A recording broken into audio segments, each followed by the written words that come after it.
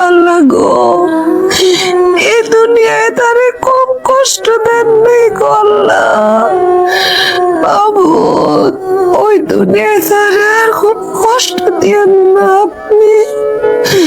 আমার আব্বার যত গুনাহ আছে আল্লাহ তারে আপনি মাফ করে দেন গো বাবু। সেন্ডা আমার মায়া যখন হয়েছিল, আমার মায়ে সব করে দিছিল। আমার বিয়ের চিন্তা কথার সাথে কাজের মিল আছে। এই নেন, পুরোটাই আছে এখানে। ঠিক আছে বা, যাও তাহলে। কইতাছে আমাকে তার ভাইয়া পড়লে চলবো না রে মা।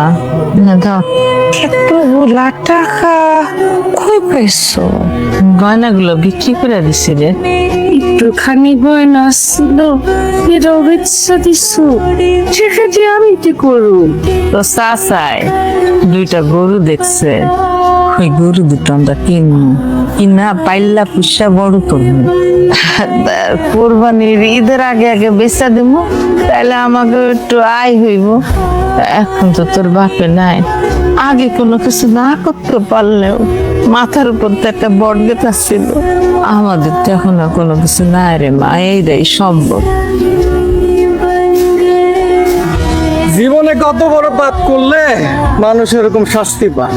আমার শ্বশুর আব্বা মারা গেছে, অথচ আমি কিছু জানি না। আমি কি এতই খারাপ মানুষ?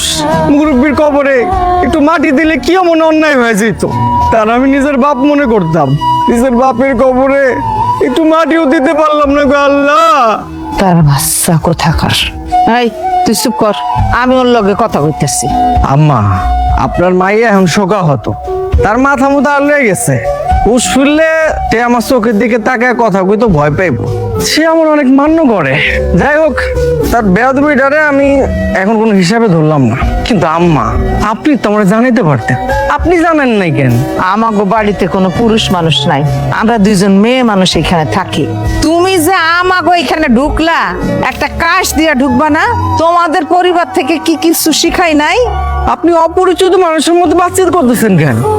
বুঝছি, আপনি আমার উপর সামান্য রাগ করছেন, তাই না? এটা রাগের কথা না, এটা সম্পর্কের কথা।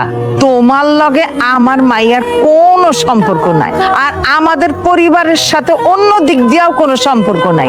অতএব আমাগো বাড়িতে কে মরলো কে বাঁচলো তোমারে জানানোর কোনো প্রয়োজন নাই।